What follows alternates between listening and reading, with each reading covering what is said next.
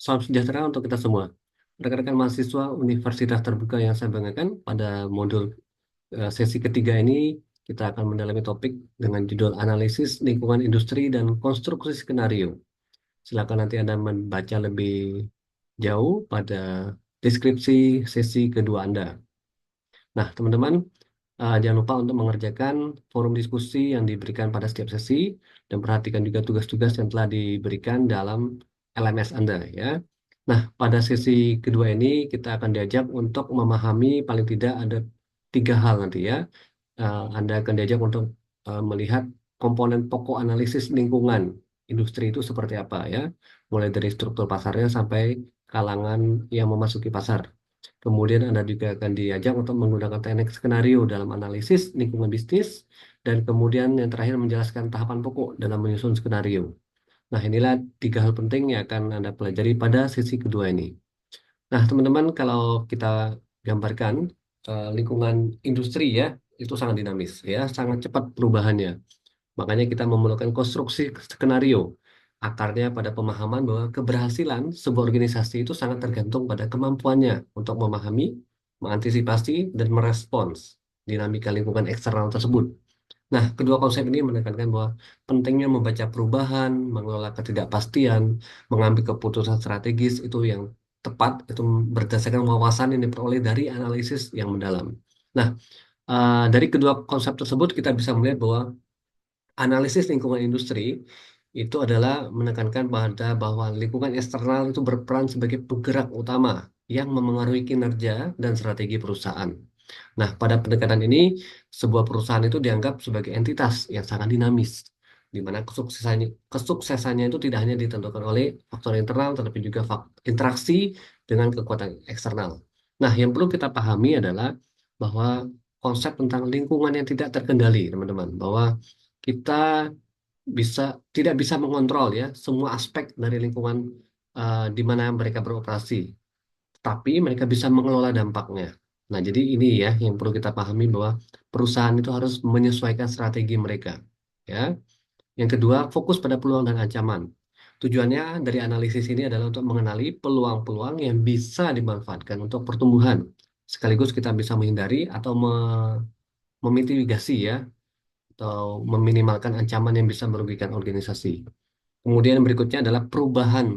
Ya, perubahan ini adalah konstan, teman-teman. Industri terus berkembang ya, teknologi, regulasi, tren konsumen, dan seterusnya. Jadi makanya kita perlu membangun interkoneksi ya dalam sebuah ekosistem.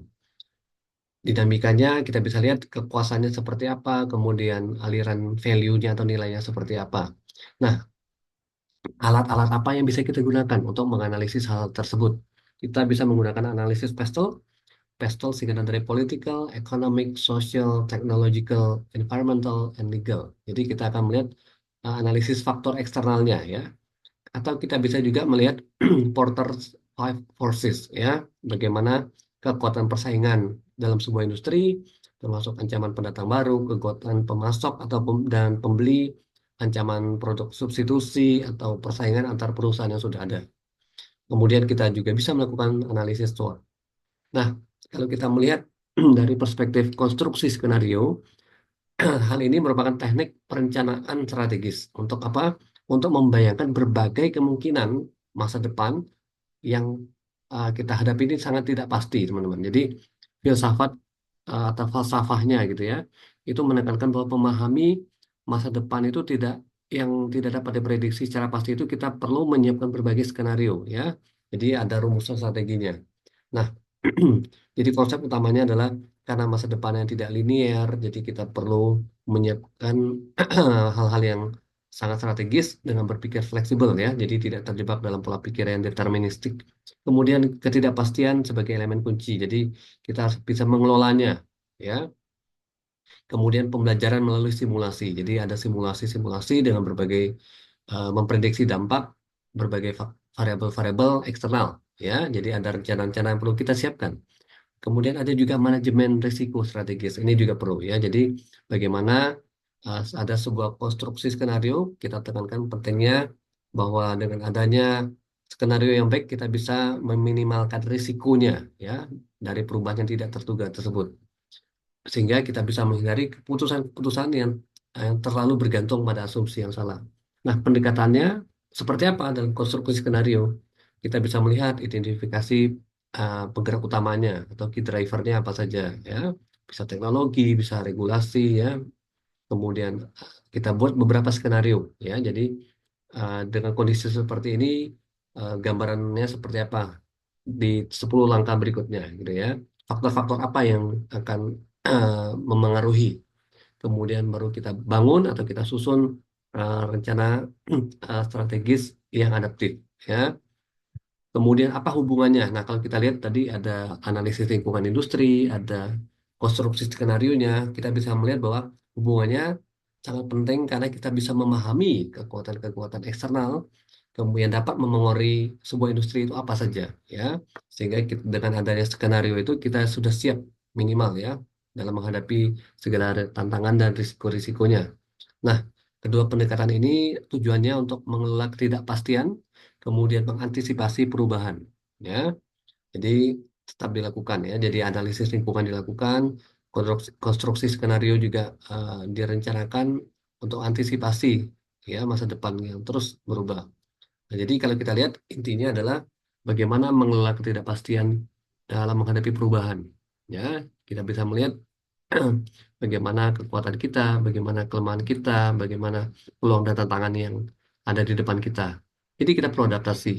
Yang kedua adalah fleksibilitas dan adaptabilitas. Lingkungan eksternal ini berubah sangat cepat. Jadi dengan adanya manajemen strategis ini, dia mengajarkan bahwa strategi itu harus fleksibel dan dinamis, ya, karena perubahannya sangat tidak bisa kita duga, gitu ya. Kemudian pemahaman kita menjadi lebih menyeluruh, gitu ya, karena kita bisa melihat dinamikanya seperti apa di eksternal, kemudian strategi atau pendekatannya seperti apa dengan kondisi internal yang kita punya saat ini. Sehingga kita bisa meningkatkan wawasan, pandangan kita terhadap kekuatan eksternal. Nah, jadi dengan memahami hal ini, teman-teman, memahami analisis lingkungan industri, memahami konstruksi skenario, sebuah organisasi itu menjadi lebih siap dan lebih matang, gitu ya, dalam menghadapi tantangan. Nah, kalau kita bayangkan seperti lingkungan industri, gitu ya, lingkungan industri ini sangatlah dinamis, seperti seorang petualang yang akan misalkan memasuki hutan belantara, ya. Tentu dalam perjalanannya petualang ini perlu memahami seperti apa kondisi lingkungan sekitar, kemudian dia harus mempersiapkan dirinya. Apa yang harus dilakukan? Misalkan dia harus analisis lingkungan industrinya seperti apa. Dia petakan hutan itu, lihat petanya, gitu ya, lihat kondisinya, medan yang akan ditempuh seperti apa, ancaman peluangnya seperti apa, sumber daya sekitarnya seperti apa.